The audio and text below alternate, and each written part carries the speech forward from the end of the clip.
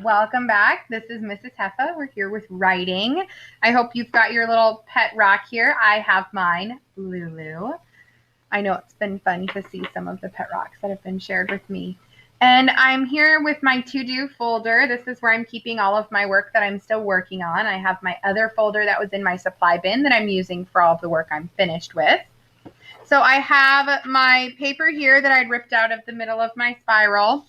I'm going to put my folder over here. And this was my pre-write, kind of how I was figuring out how my story would go. And I made sure to add 2 places where there is talking happening. We call it dialogue, and we use those quotation marks, those bunny ears, and you'll see them right here. And they go on each side of what someone is saying. And you kind of have to say who said it. Like, ah, Lulu screamed. And that way we know it was Lulu and it wasn't the cat in my story that was doing it. Now, today we're going to start with our rough draft. So we're continuing our writing process. We had a moment to kind of do a little bit of thinking about it. We got our pre-write down, organized our ideas a little bit. Now our job is to start our rough draft. We make a rough draft so then we can go back and we can edit and revise and really polish our work. And our final step is that we actually get to type it, which is really exciting. So we're going to write the rough draft, not type it, because sometimes when you're typing, you're so busy trying to find the keys on your keyboard as you're learning your typing skills that you get distracted and miss things in your writing. And then for some reason, your teacher gets your writing and they go, wait a minute, you're missing an entire beginning of your story. And you go, oh, shoot, I missed that. I was trying to type. So that's how we like to do the rough draft. So I've got a new piece of paper here that I ripped out. I've got this big space on the top. These holes here are in the left side of my paper. Left, this is the L. This is the left side of my paper. And up at the top, this big space when I'm writing, I like to put my title. I think I'm just going to call it Lulu and Charlie, because that's the name of, those are the name of my characters. So I have Lulu and Charlie. If you're not sure about a title, you could just put a line at the top and just say, I'll do the title later. And I'm going to start with my introduction, and I'm going to put this here so that you can kind of see what I do. Now, when we start writing to start a paragraph, we're going to indent something or kind of cave it in a little bit. So an indent, a dent, think about when something hits a car, or if you were to squeeze a pop can and you dented it in. That's what we're talking about when we talk about an indent. We're denting in our words. So I'm just going to do a little arrow to remind myself to dent in my words. And I'll show you how to do that when we type too. So don't worry about that. And this indent starts my paragraph. And I am actually going to do an indent for each of these boxes that I've made. For each paragraph. Each of these boxes will be its own paragraph. And my goal is to have about 3 sentences a paragraph at least. Just so that means that I'm putting a lot of details into my writing. Don't worry if you're like, oh my gosh, 5 paragraphs with 3 sentences each? That's a lot of writing. Don't worry about it. We'll work on it. We're just going to work on kind of getting what we figured out first, the bones of our paper. Then we'll add some details, some meat to them bones. All right, here we go. This is my introduction. This is that first box that I did, and I'll cover up the rest so you can see. That's what I'm working on right now. I did my little arrow to remind myself to indent, and I wanted to start with thump, bump, thump, bump. I wanted to do a hook because I thought, ooh, that'll hook my reader. If you've ever found a really good book, usually there's a good hook at the beginning that made you want to keep reading that chapter book. So I've got thump, bump, thump. Plus, I just like saying those words. Bump. Makes my mouth feel funny. Thump, bump, thump, bump. Now, here's what I tell kids. When you're writing a rough draft, you must skip lines. I'll tell you why in a minute. To remember to skip lines, because even I forget, I do X's down my side on every other line. So if you wanted to, before you even started writing, if you want to say, whoa, wait, I'm going to pause the video, and you could pause me, and you could put X's here on every other line. You see I'm skipping one. To remind yourself, don't write on that line. And I'll tell you why in a minute, but it's really helpful and it's really important to do. Okay, so I did that all the way down my paper, just to remind myself. So I filled up my first line, I'm skipping a line, and I'm going to my next one. And how am I going to start it? I don't know if I want to say Lulu was rolling along. I think I want to introduce the story by saying one day, so that we know this is one day. One day, Lulu, I'm going to say that she's a rock. Lulu, should I say pet rock? I think maybe I should.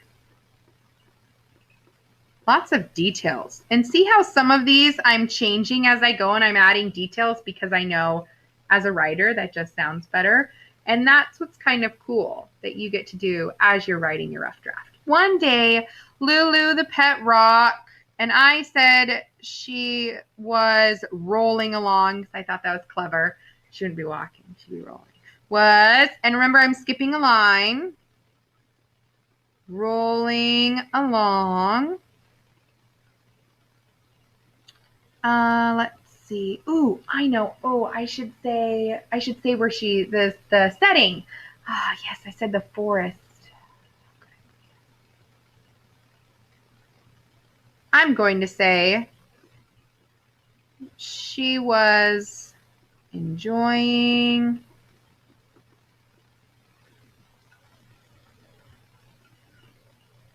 rolling along on the forest floor. I said flower. Oh my goodness. Floor. It's fun. That's why we have erasers. She was enjoying rolling along on the forest floor. I'm not sure if I like having rolling along twice, so I have to kind of think about that as I write. Okay. I said she was humming. She was enjoying rolling along on the forest floor. I'm going to say and humming. Remembering to skip my lines. If you start to write on a line, you could always just cross it out or erase it. Forest floor and humming. And then I'm going to say that was my first paragraph. My next one, it said, rolling along when suddenly a cat jumps out. Lulu screams. So I like the word suddenly. That's a good transition word that tells me something new is happening. Another action is happening in my story. An important part. Now remember, each of these boxes gets an indent on my paper. So I'm going to indent again. Do my little arrow to remind my brain, indent. Suddenly, I like that. Suddenly, it's important to tell the order of your story. Suddenly, out jumped a cat. And that's exciting, scary. So I'm going to put an exclamation point. Now, here's the cool part about why you skip lines. So remember how I said and humming? I think I want to say and humming a song. So when we go back to edit, what you'll get to do is you'll get to do like a little arrow here, and you'll get to add a song here when you're editing. Now, if I didn't skip this line right here, I wouldn't have anywhere to write that, and I'd be trying to squeeze it in between my words, and it would be very hard to see. Now I have this extra line in between all of my work that I can go back and edit and revise things in my paper later, and it's just going to be so much easier, you guys. But I'll show you that in another video. Suddenly, out jumped a cat. Lulu was so frightened. Ooh, instead of scared, I'm going to say frightened. That's a synonym. Lulu was so frightened. Oh wait, I said she screamed. And remember dialogue, those little quotation marks, those bunny ears. Exclamation point, because oh my gosh, she's screaming. She screamed. That's a good beginning to my story. Makes you want to keep going. I've done my introduction, my beginning part of my paragraph. I might add more details to that. It's not super long, but I'm just going to keep going with my rough draft for now. I can worry about that later. Another indent, because I'm starting my middle paragraph now. I need to indent each of these boxes as I go. So now I'll fold my paper so you can see I've already done those too. And if you take it box by box, it just seems a little bit easier to handle, I think. So if you wanted to, you could even fold your paper to where you can only see one box at a time, if that makes it feel a little less, maybe you get a little bit worried, a little anxiety, stress. It's a lot of writing. Maybe try folding it so you can only see one box at a time. So I've got my box here. This is my middle box, the middle of my story. So this is where I said Charlie the cat thinks she's a toy. Lulu says, I'm not a toy, I'm a pet rock. So I have to have some kind of talking or something where the cat was thinking. And so let's see. The cat said, and I put my quotation marks here. And the cat says, you look like a, skipping my lines, I almost didn't. I saw the X, fun toy to play with. Exclamation point, because he really wants to play with her. Now, after he's done talking, I have to do those quotes again. That closes off what he said. You look like a fun toy to play with.